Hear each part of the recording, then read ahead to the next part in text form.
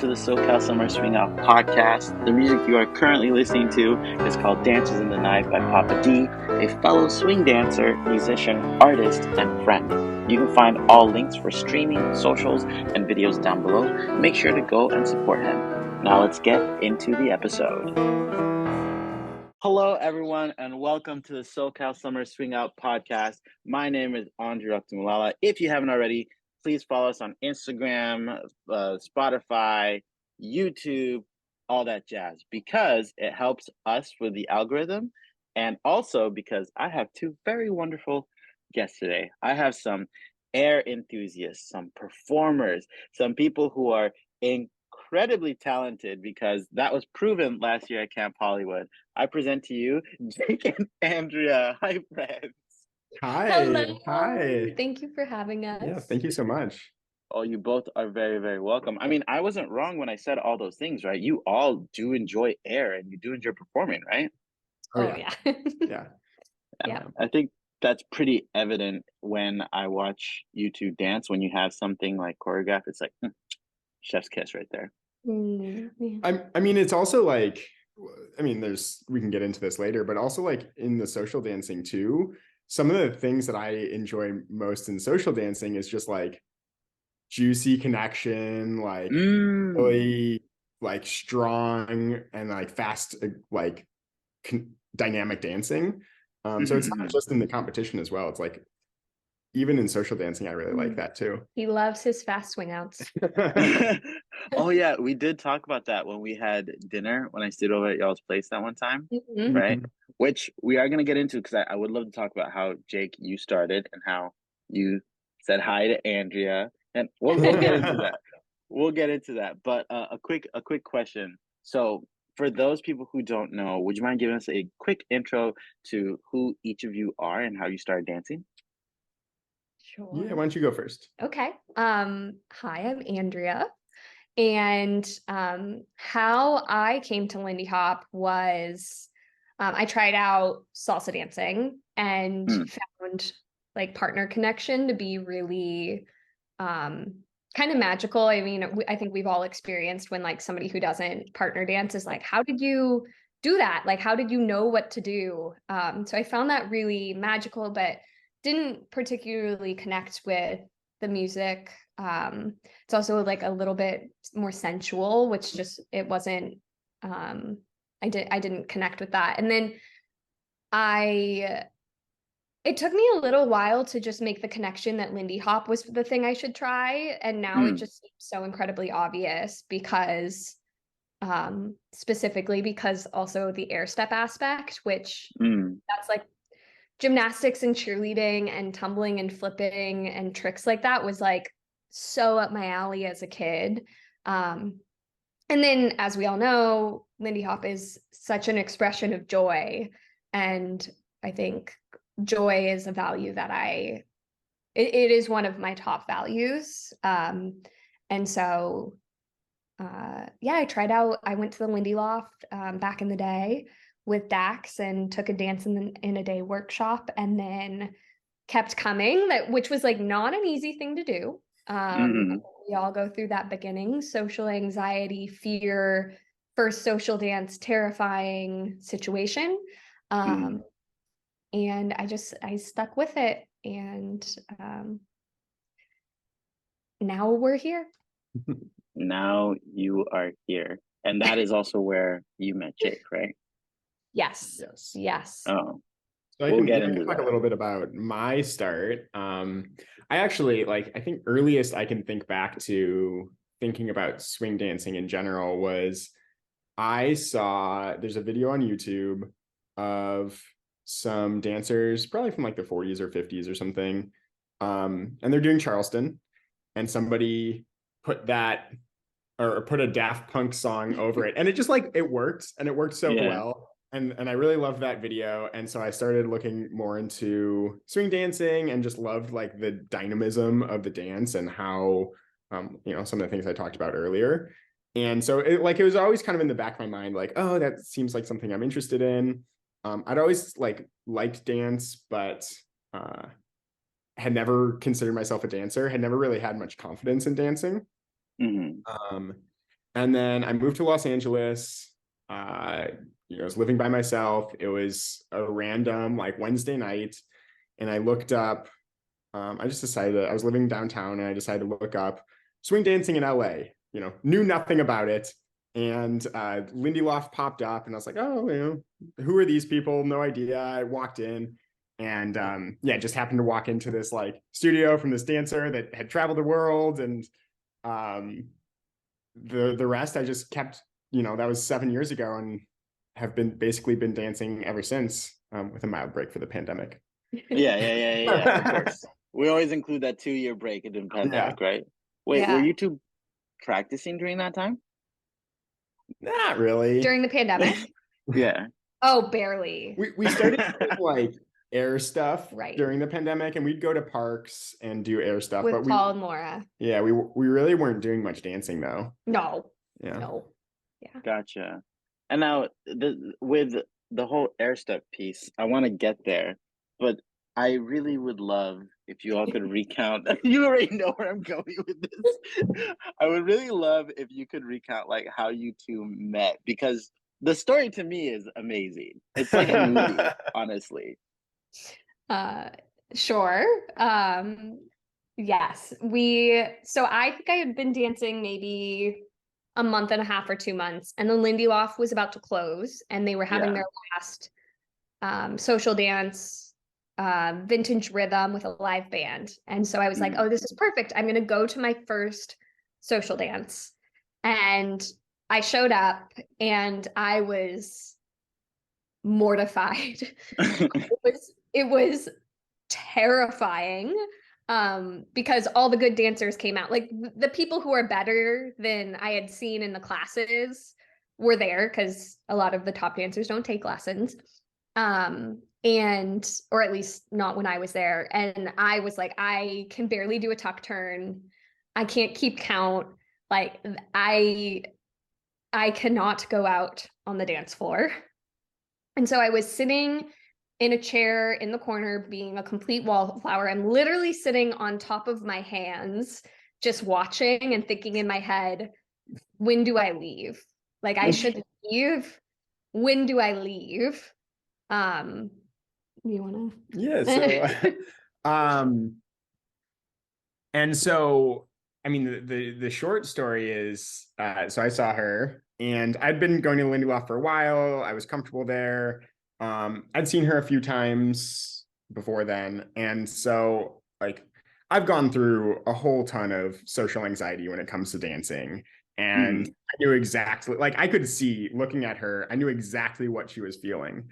And sure, she was this beautiful woman, but like at the same time, I was really approaching it from the position of like, I knew what she was feeling, and like, I just wanted to like let her have like a fun dance. So I went up and asked her to dance, and she said, I'm terrified. And I said, I could tell. And then we danced, and we had our first dance. I don't remember it. I think I was probably just hoping it would be over.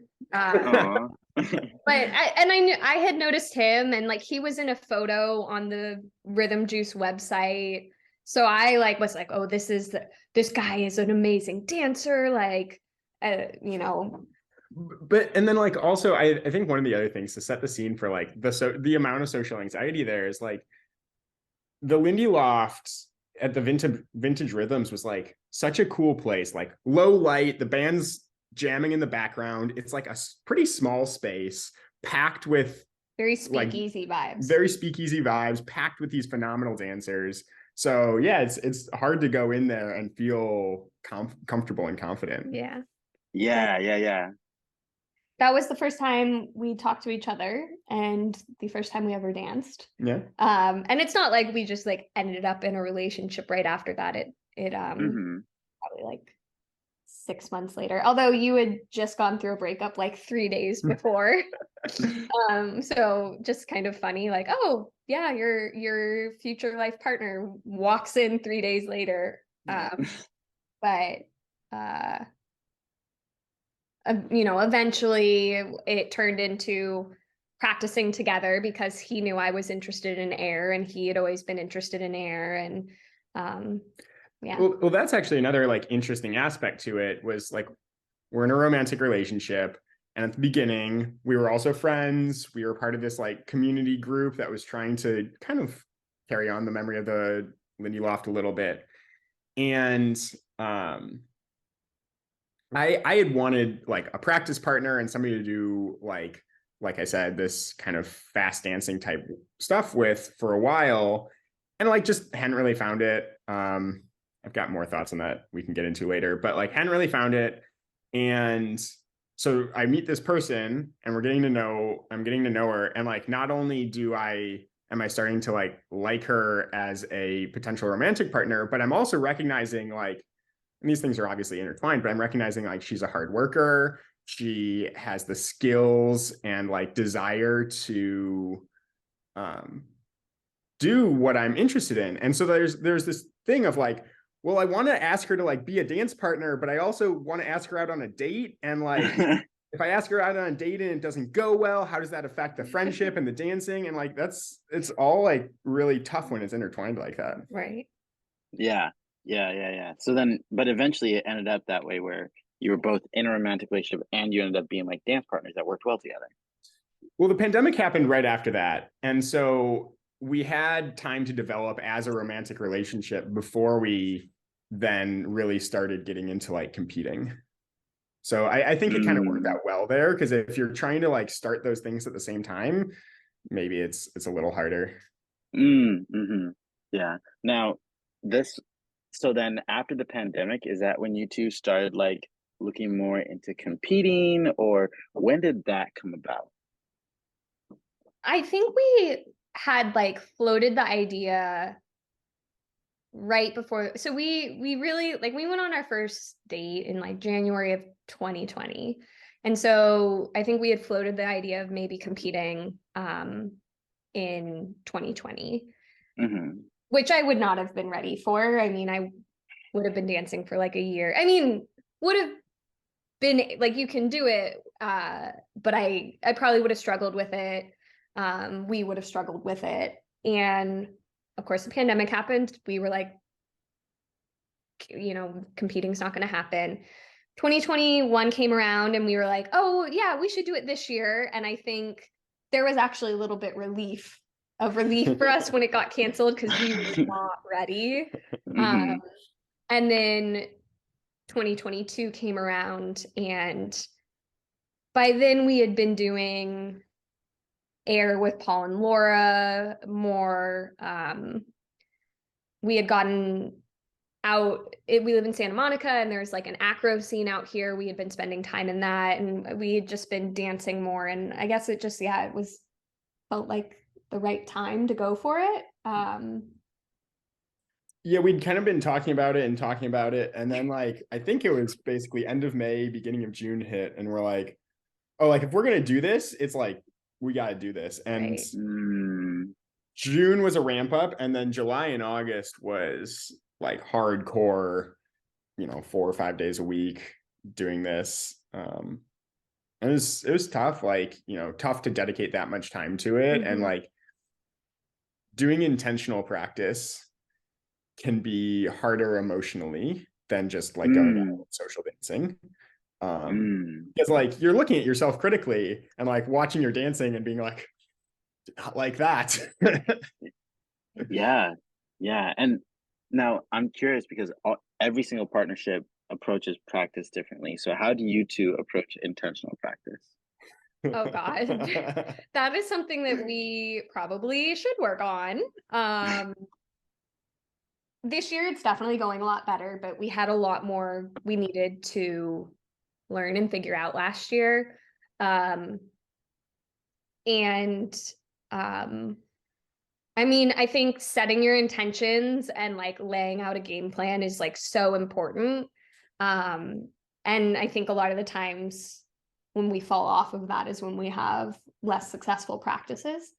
But I would love more tips from other people on how to do it. But I think the like best approach for us is having intentional goals. Yeah, I think it comes down to ultimately what is it you're practicing for and what do you want to get out of it.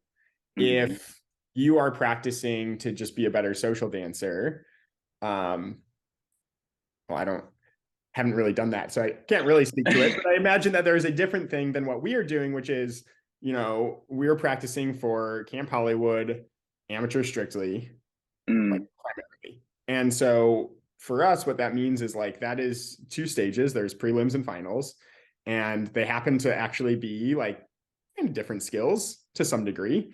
And so it's breaking up a practice. A practice might be, we are only focusing on prelims type work, and stuff there is like around dancing to prelim songs, working in common patterns and moves that we can do, so that when we are like essentially social dancing as part of prelims, we have a prepared set of things, power moves, so to speak, that we can focus on. And then for finals, it's really prepping like what we want to do were we to make finals. Okay. And so I was curious, like, did you spend like 50% on prelims and then 50% on finals, or? I feel like last year we probably spent more time on finals than prelims. And not necessarily, it wasn't necessarily because we meant to do that, because our prelim skills, I think, are some like a little maybe weaker, like especially at the time, not very confident. Prelims is a little bit more social dancey, and so I don't think we felt very confident in those skills that we would even be able to make it to finals. And so I think last year we had no idea what we were doing. So I don't know if we really like segmented it as well as we could. I mean, coming up to the week, like the 2 weeks before Camp Hollywood, we were a bit panicked about prelims. Our prelims practices were not going well. And what's wild about that is in prelims, we walked off and we went, that was the best we have ever done. We never did that well in our practices. That was hands down the best we had ever done. It's like that whole thing of like not studying for a test, but you still get an A. So I think we just got really lucky, and we still didn't really think it was going to be enough to make finals. And this year I would say we're doing more 50-50, but part of that is also, we've been doing air weekly since Camp Hollywood, because we connected with Benny and Bianca, we connected with Paul and Susan, and then we just started weekly being like, we enjoy doing this, let's meet up and do air. And so I think there's more confidence in that area.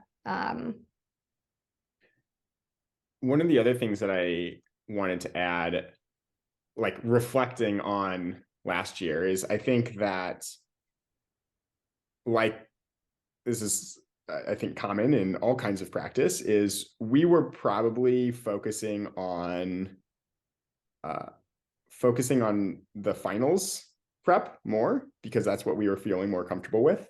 So it's easy to focus on the thing that you feel better at, feel more confident on, rather than the thing that is, what you need to do. And then, like Andrea said, we had basically a moment where we're like, oh shit, like we need to buckle down and like jam on prelim stuff. And we were able to kind of cram for like 2 to 3 weeks.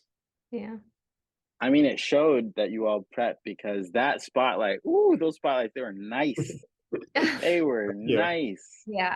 So for people who don't know, you all podiumed, right? We did. We were shocked to make finals, and then we got 5th place. Yes. Yeah. Hey, 5th place at Camp Hollywood. Damn. Oh yeah. I mean, we were like, literally, again, it goes back to the reason that we do this. The competition aspect is nice, but like, there is something just so exciting about going out there in front of so many people and like throwing down and performing. And so it was almost more important to us that we got to go out and show our stuff than any kind of place that we got. Yeah. And Jake always gets mad when I say this, like our spotlights did not go exactly how we designed them. But I don't think either of us were like upset about that. Like we were just so glad that we like did it and got through it and didn't butcher it. And then the amount of support we received, we were not expecting that. And it was just like, I think both of us we've had insecurities about like belonging in the community and had, walking into a social dance and being like, I don't know people, and people like, do people want to dance with me? And that was a moment where we really felt like part of the community. Like, watching the videos people recorded of us, and you can hear them screaming in the background going, I'm so proud of them. I think that was Olivia. And just being like, oh, or I remember when Paul found out we made finals, he was like, I'm literally more excited that you made finals than I did. And just like people knowing how much it meant to us and caring and running over to us when we got off the floor to be like, oh my God, you did it. And like, that was what made it special. Of course, placing is important. And, we can go into like motivation and why we do this and what your goals are. I think your podcast with Sarah was really good on that and about competing. And we've literally done one competition together. So we are not experts. We're still exploring like our relationship to that. But yeah, it was a very, very special experience and went so much better than we ever like expected it to go. Yeah. I want to like double back on what you had mentioned, because you said that your prelims dance was like the best that's ever been before. And I want to understand more. What made it feel good? What were the things, the emotions and things that you did that were like, yes? Yeah, do you want to answer or me? I can go first. Okay. I think you have to understand there were a lot of our practices where we were dancing and I would try to lead a move and it wouldn't work. And then like, we just fell apart. And like, we did not finish the prelims dance because we fell apart after not hitting a lead follow move. And so getting through the whole thing was like, actually a little surprising. Maybe. But besides that, like I think some advice that I received or that we received was it's competition. Your brain just goes to like absolute mush and you're trying to your brain goes to mush. You're trying to figure out how to lead and follow. But like also you need to be a certain amount of impressive. And so what I was told to focus on was like, I just memorized a list of like 5 things per prelims dance that I wanted to throw in and that we had, prepped beforehand. And so it was helpful for me. I could kind of and I didn't even hit them all, but I could just kind of run down that list and be like, all right, like I'm starting with this thing. We're doing a few moves. Throw number 1, and then like, okay, do a few more moves, get into number 2, like, and I could just focus on getting to the right positions to do the stuff that we'd prepped. Gotcha. Which is that's a lot of pressure on you. Like you have to lead the move. If we're gonna do an air trick, he has to lead it or call it. And that's a lot of pressure on him. And so we would have runs where he would be so overwhelmed he wouldn't be able to throw those in, and then in the actual prelims he put all of them in and we had never had a practice run where he had gotten them all in. Nice. And just I don't recommend approaching that way. We just got really lucky. Did you throw air in the prelims? We did. Yeah. Oh, okay. I'm gonna have to rewatch, which actually is perfect segue into just approaching air and competition in general, because you both approach competition slash performing very differently than you approach social dancing, right? I would say so, yeah. Yeah. I think social dancing is for fun, and we're still working on a relationship to this. Like, social dancing is supposed to be fun.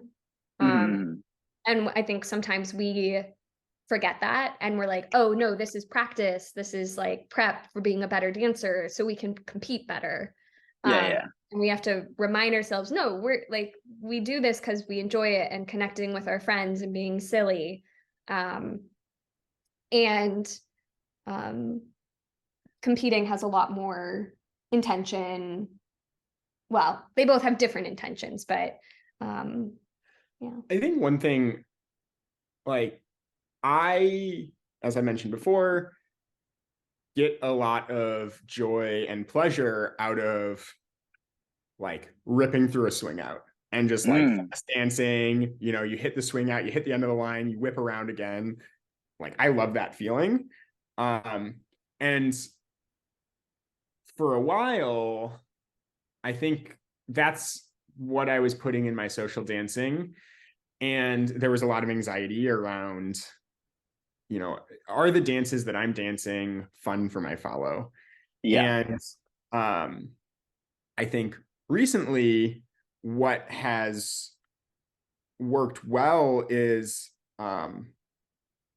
focusing less on the technical moves, focusing more on being a little silly, being goofy, giving openings for playing. And through that, I've been able to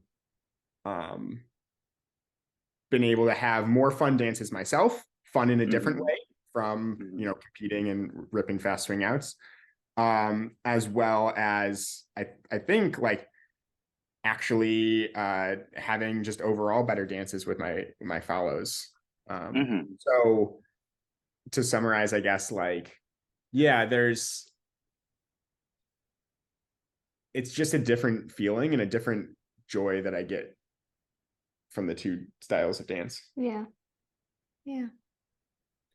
That actually summarizes it pretty well, because when it comes to competing, especially when it comes to air, I feel like you both approach it very methodically, which is one of the questions I wanted to ask you, was in regards to how the heck you came up with that roll into like everything else during the competition. The thing that got me was when you rolled in for your spotlight, I was like, yeah, the somersault. yeah. How did you all come up with all that? Well, what's actually interesting about that is, like, and this is just a little disappointing, you can't even see that on the video because the way, and this is something that we've learned, the way the camera works at Camp Hollywood is it follows the previous contestants or the previous dancers for about like the 1-2 of the next phrase, and then swings over, and so it gets on you at about 5-6, and so anything that happens in 1-4 kind of gets missed on video, which is disappointing.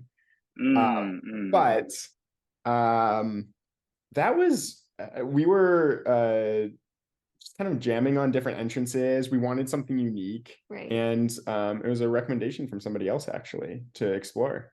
Yeah. And the somersault was actually a very funny thing because I knew that it was going to be a painful move, and I'm more familiar with somersaults than Jake is, and I was worried that he would bail, that he would be like, I'm not going to do it, it's going to hurt. And so I made him promise that we were going to do it on the wood before, like I made him promise that we weren't going to remove it from our plans. And so we practiced it a lot with a mat, and we only did it a few times actually on the wood, and it does not feel good. Luckily during the competition there's so much adrenaline, you don't feel it at all. Close.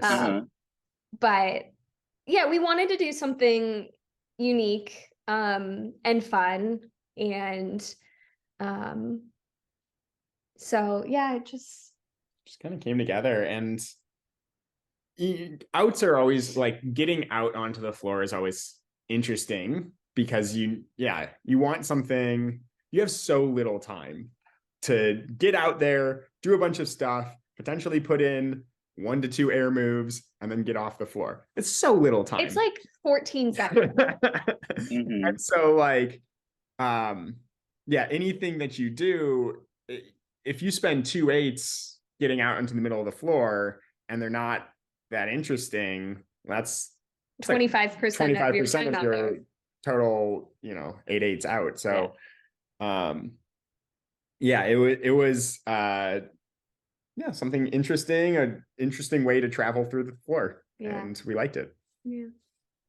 Now, there was something, so how, I get that piece. How did you come up with all the other stuff? Was that just watching videos, or was that trying stuff, or? Yeah, I think a huge thing for us when it comes to air, and I think this is for other people who are really into air, is just doing research and looking for inspiration from other people. And so we, follow I follow a million accounts of people who do tricks, whether it's from competitive bachata, like acrobatic rock and roll, like the whole breadth of people that are doing anything that might relate to this. Like I said, we are a little bit tapped into the acro community, acro dance, and so we get inspiration from that. And then, of course, from other videos of swing dancing competitors. And so when it came to the actual moves that we ended up using in the competition, the decisions were like a combination of what are we most confident with? What do we think is going to be our safest moves? And then one of the moves that we did, I don't think we picked it until like a few weeks before, and we were like, well, let's just try this move, and we got it in like 1 or 2 tries. And so, those moves, you like, they're easy to learn, and when you're in crunch time, we just felt we're always weighing like what is the risk level and the reward level, because there are moves that are low risk but high reward, and there's also high risk, low reward moves. And I love those low risk, high reward ones. Those ones are great. Yeah. And I think the other thing for like, because I'm like, we're not used to choreographing things. What really works well for us is, we start with the air. It's something like, what are the things that we want to do that we think are going to look impressive? Like, what's the story that we want to tell through our air? And then, like, if you slot in your air at the 4th 8 and the 8th 8, roughly, and then you have roughly an 8 to get out onto the floor. Well, that's like, okay, it's 2 8s in the first phrase and 3 8s in the second phrase that you have to fill in. And, like Andrea said, that can come from inspiration from watching other dancers, and stuff like that. But it's also, part of it is, okay, what is the entrance you need to get into this air? We need to be in right hand to right hand, or left hand to left hand, or whatever. And so what's the dance move that can put us there? And you just kind of back out from there. And it's like you start filling in the blanks of, how do I get to the point that I need to be at this like point in the music, or point in the phrase. So you essentially reverse engineer what your goals are, what airs you want, and then you reverse engineer it to how we start to get into this position to be able to do yada yada.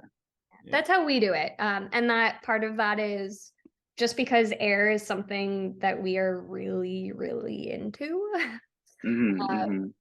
And air is also so interesting because you can do a move that's 8 counts, but when you scale that up to the final speed, it often is no longer an 8 count move. And so you have to engineer it to fit that move. So there is a lot of math. There is so much math going on and 2 count, like adding, like subtracting 2 counts.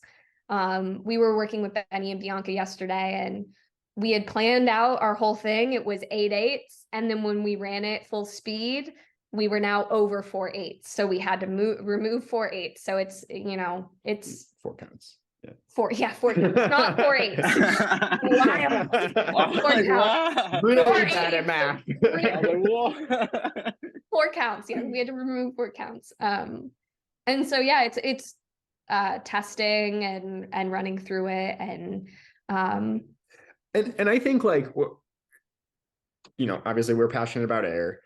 I would say for dancers that are not as passionate about air, or don't feel as confident with it, like, if you want to do like a rhythm, basically at the 4th 8 of the first phrase, if you want to do like a rhythm hit or some kind of pause, something specific with your dancing that kind of helps resolve the phrase, it's the same thing, really. It's okay, this is the like really big power move that we want to do. What do we need to do to prep into that? And for me, in the giant realm of all of the different things that you can do while dancing, and especially like you're prepping without really knowing the music, you're prepping to the musical structure rather than the music itself. It can be really overwhelming to try and pick things. And so having anchors of, this is the stuff we know we want to do, how do we fill in the stuff in between, really helps kind of limit that creative juices. I will also say, like, we obviously come from the perspective of choreographing our outs. There are people who don't choreograph their outs. We don't feel like we are at that level, and especially with the level of air that we want to throw, it would be our brain is not working fast enough at this point in order to just call a move. There are people with that skill level out there, and I am huge respect. I can't even imagine being able to do that. And I do think you can social dance at that speed if you're really skilled. We are not at that level. So we do choreograph our outs. And I think the vast majority, you were in finals also. I think the vast majority of us did choreograph our outs. Yeah, because we had that little practice session beforehand, and Amy, that was, by the way, it was so special. That was awesome. That entire comp was absolutely amazing. Which we didn't really touch on that. Like that was also such a huge aspect of, like, and you talked about it on your podcast with Paul about, like, we had a group that prepped together, and we invited Sarah and Travis from Australia to join us, and then the jam circle right before the competition. Like, it was such a celebration of, like, support and love between everyone, and, like, I didn't feel like I was competing against people. I felt like we were all cheering for each other to do their best. And, like, I hope we can repeat that this year, but I also, like, that was also just such a special, magical thing. And people constantly say, like, the amateur competition was so fun, and I think some of that was just the energy, and, like, the love and support, and, like, you can see it in the background of all the pictures of, like, everyone cheering for each other, and it was so special. Like the one of you when Amy and I are doing something, you're like, oh. Okay, what's so funny about that is I know my thoughts in my head while that was happening was, I can't just stand here and look awkward. I should do something. I could just scream. And then I did it and was like, oh my God, that was so embarrassing. I shouldn't have done that. I bet people think I look so weird. No, it was epic. Every time I see that, I'm like, yeah, our friends are cheering for us, Yeah, but standing in the back, this is something I hadn't really, like, prepared for or understood, but, like, standing in the back and, like, I'm, like, thinking about our next out, and I'm stressed out, but I'm also, like, I'm supposed to be clapping, but I'm like, but I don't want to clap off the rhythm, like. Yeah, all of that mixed in kind of makes for this surreal experience. I feel like the reason why that role was so, like, memorable for me is I was there, I saw it happen, and it's like another thing to, like, see your friends just do the thing and then be like, oh wow, that was so cool, you know. I was just gonna say the other like, really quick, the other thing is on the video, you know, the energy doesn't always come across because the cheering of the crowd, I think they like dampen it, or they dampen that, or they stream the music straight into the stream or whatever. But yeah, it's just like it's so high energy from hearing everybody and all that. right? Yeah, it was one of the videos that one of my favorites is like not one from like the Camp Hollywood, but one that was taken in the crowd. Yeah. You know, because then you could feel the energy of the crowd and you could feel everyone. And I do like how the Camp Hollywood video though it has us all like at the end where we're all jumping up and down. That was yeah. It was That was a really cool so one. special. And that, so for me, this is kind of backtracking a little bit. I had watched the Strictly performances at Camp Hollywood on YouTube so many times. And I wanted to be in that all skate line, throwing down with everyone else, doing those 3 swing outs. I wanted that moment so badly. Yeah. And then to actually get it, because we were not prepared, like we did not expect to make finals or tried to make that hold that expectation, to then get to do it and do it with all of our friends and do it together. And yeah, it's just and then also like just the photographer happened to capture this awesome picture of us in the swing out line. Yeah, we used that for our Christmas card photo. Our parents asked for a photo of us for the like family Christmas card, and I was like, use this one. Yeah, that's the one. Yeah, those are like incredibly special moments that I feel is one of the hallmarks of this dance and of competing, because when you compete, it's social dancing is amazing. I love social dancing. The first time I ever felt like this surreal, visceral feeling of just insurmountable joy was when we were competing like as a group, and that whole thing, it was, I remember Grace came up to Amy and I after, and I was just bawling tears of happiness. And I was just so happy that we got to experience that. You know? And speaking of happiness, I wanted to ask, like, it's got to feel surreal to have your name called up and walk up to grab your medals, right? Walk me through how that felt. Like, trying to think back, I don't want to like downplay it at all, but again, like it, like literally, it was the biggest thing was the moment itself, right? And so like, that was like this big outpouring, and then, but walking up to get the medal, it was just like, I don't know, a little bit of validation. You know, like we've talked a little bit about like dance insecurity and stuff like that. So it's validation. It was great to get some validation that, you know, other people liked what we put out there. And it was, you know, so we were 5th, so we were up first, and it was great to then get to see again, like our friends get called up there. And, you know, we talked about Travis and Sarah, and we had initially met them when we were prepping that evening but the day before finals, and we'd kind of gotten to know them a little bit more since then. And so it was so cool to see them get called up for first, and like, you know, they'd come all the way from Australia, so it's cool that they got to have that moment. And I had known for a long time that like I wanted to be a like throwdown air person. I just didn't know when I would get the opportunity to like do that and show our skills off. And it did feel almost like an introduction to the community as people who did this. We had a lot of people be like, I had no idea like you could do that. And then that turned into getting connected with all the people who want to throw down and do air. Like, we went to the Phoenix Lindy Exchange and we met up with Dluhy and some Phoenix Bomb Squad people and did air, and then started weekly meeting up with people to do air. And then that turned into the team. We're on a team, and like that exists now. And in no way am I saying us competing and doing well created those things, but if we hadn't done that, who knows if we would be on a team now or be connected with all those people. And those are the things that bring us joy every week. And it's just really enriched our lives.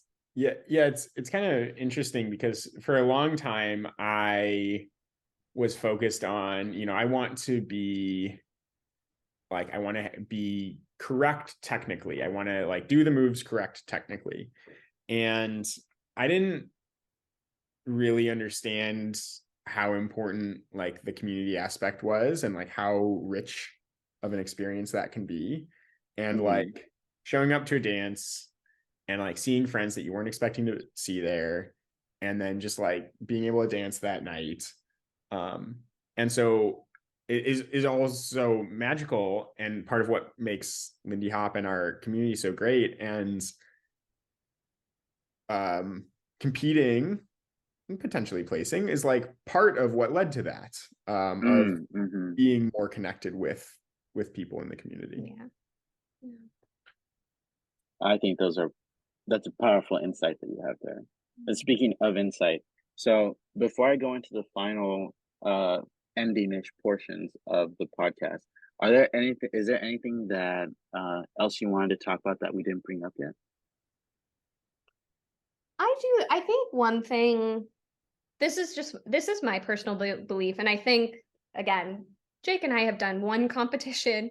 We're not authorities, we're just passionate, and we can only speak to our approach. But I remember when I was new and I expressed an interest in air, and I got a lot of responses that were kind of oh, you can't do that until you're a good dancer. You can't do that until you're a better dancer. And I think that also applies to competing. I think some people feel like they can't compete until they're at a certain level, which I think we fell into that. And there is no reason, you can at any level. The outcome might be different. You might not make finals, you might not place, but if it's something that's gonna bring you joy, I think you should do it. And if air is something you're really interested and passionate about, you should do it regardless of your dance level, with safety, with spots, do it in a safe environment, be safe about it. But I think we all have opinions, and my opinion is just that we all do these things, and sometimes you can forget that the reason we do it is for enjoyment and pleasure and joy.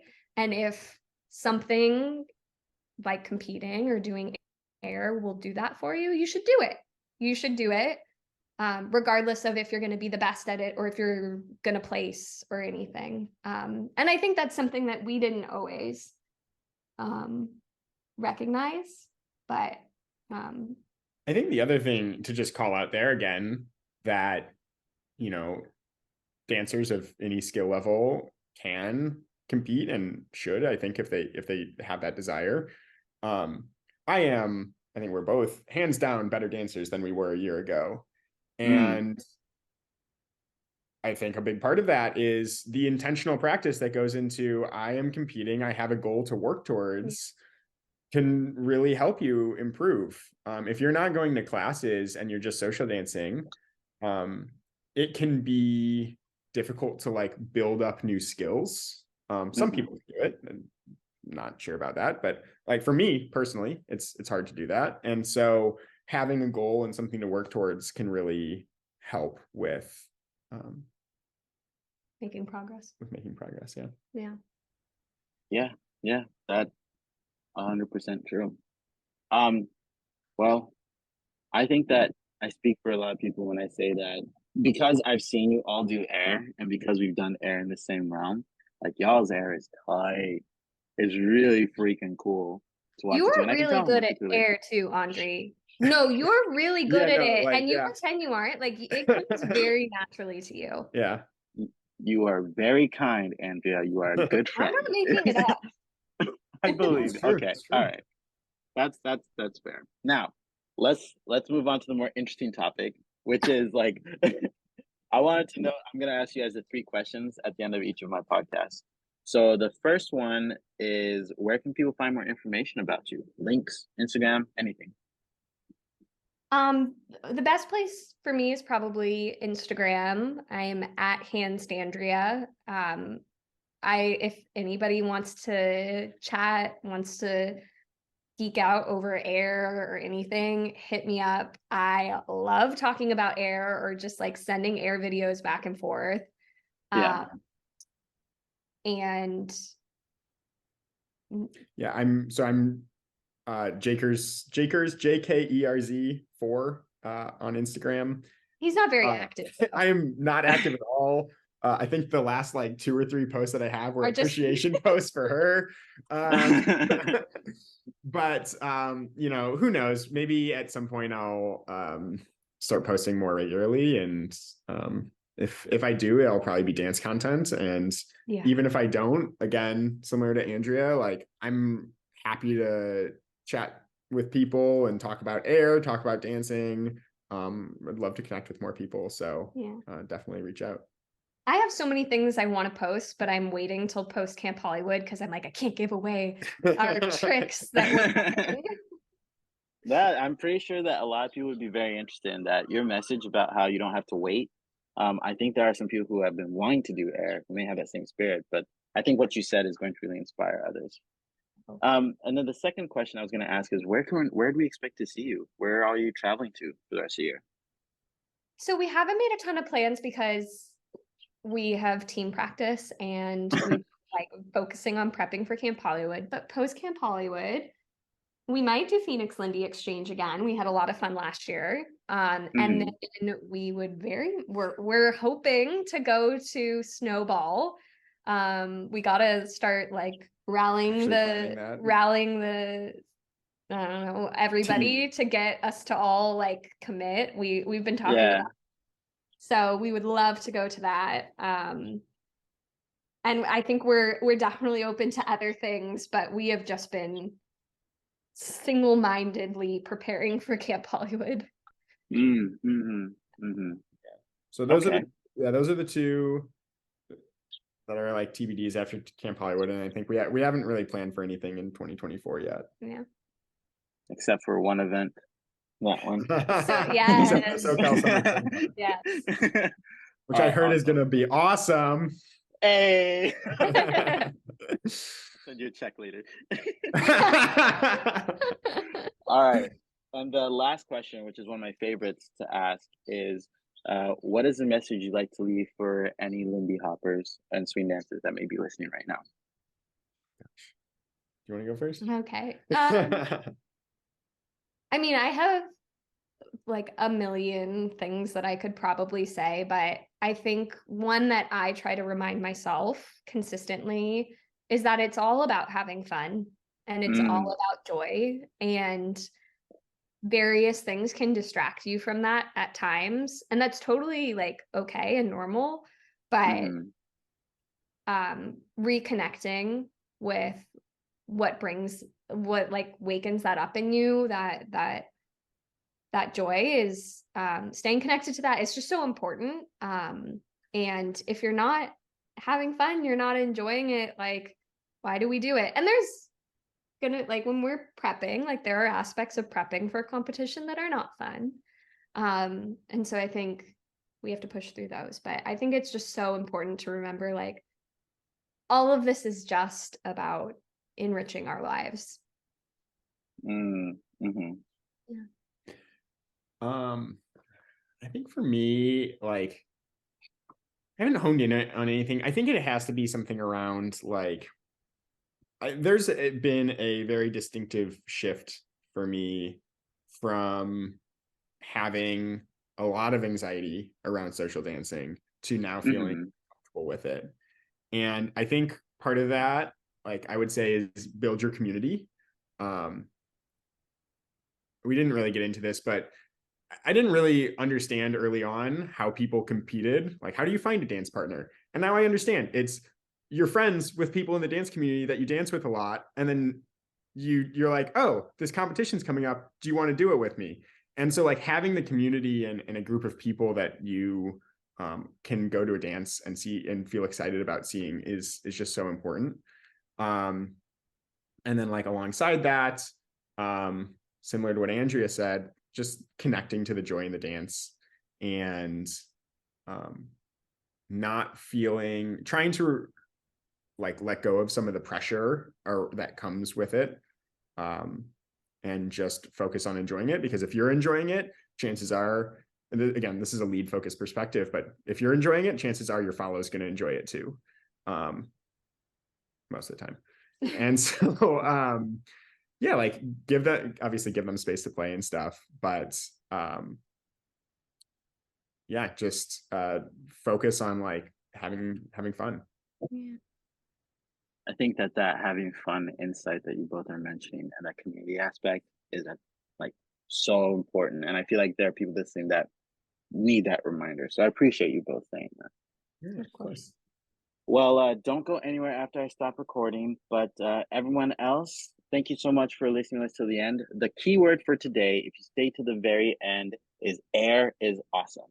Air is awesome is what you have to put in the comments. So air is awesome. If you haven't already, follow us on YouTube, Instagram, Spotify, all that stuff. I'll put the links that Andrea and Jake have mentioned down the bottom, as well as a video of the Am Strictly, so you can see the air that we were talking about there. But Andrea, Jake, thank you both so much. Thank you. Yeah, thank you. It was quite a pleasure. Awesome. Well, I'll see you all later. Bye. Bye. Thank you for listening. The music you are currently hearing is called Dances in the Night by Pàppa D. You can find all his links down below. Till next time. Don't lose hope, trying to stand tall, trying to give this dance of yours the best that you got, 'cause every time that they hear this sound, that music gets their feet above the ground.